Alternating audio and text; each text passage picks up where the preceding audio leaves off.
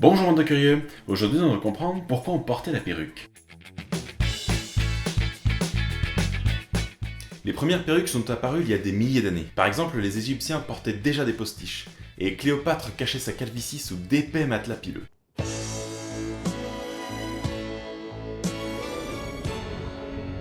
En fait, les Égyptiens se rasaient le crâne afin de favoriser leur hygiène capillaire. Cependant, le soleil égyptien n'était pas pour plaire aux boules de bowling. Et ils devaient alors porter des perruques pour protéger leur petite caboche des méfaits du dieu Ra. Et celles-ci étaient faites avec de véritables cheveux, de la laine de brebis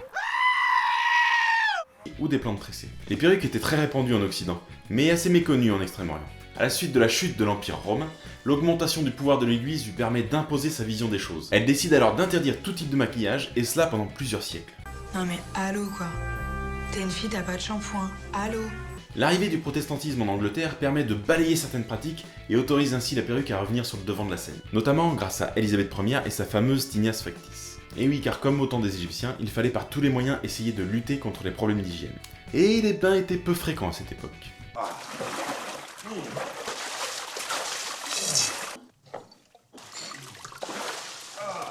toi. Non, messire. Moi, c'était pas la peine. J'ai pris un bain il y a 2 mois dans la rivière. En France, il faudra attendre le XVIIe siècle et le crâne dégarni de Louis XIII pour voir le phénomène se répandre. La cour, imitant les faits et gestes de la famille royale, se met alors à porter la perruque. Et pour couronner le tout, plus on était riche et plus on voulait le montrer, en portant des perruques de plus en plus grandes. C'est d'ailleurs à cette même époque que la perruque gagne un regain d'intérêt en Angleterre et finit par se répandre jusque sur la tête des avocats et juges britanniques. Monsieur le Président, objection! Et pourquoi, je vous prie, maître? Parce que ça fiche ma défense par terre! Rejeté. Vous avez raison!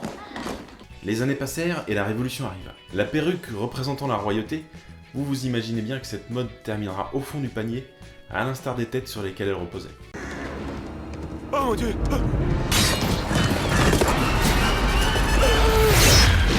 Et merci à tous d'avoir suivi cet épisode. Pour me suivre, vous pouvez vous rendre sur le Facebook ou vous abonner à ma chaîne, alors n'hésitez pas.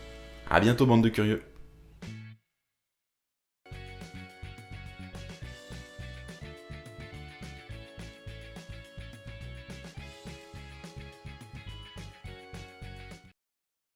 Mais vous savez, moi je crois pas qu'il y ait de bonnes ou de mauvaises situations.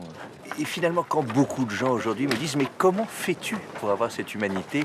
Eh ben je leur réponds très simplement, je leur dis « C'est ce goût de l'amour. Ce goût donc qui m'a poussé aujourd'hui à entreprendre une construction mécanique, mais demain, qui sait, peut-être simplement à me mettre au service de la communauté, à faire le don de soi. »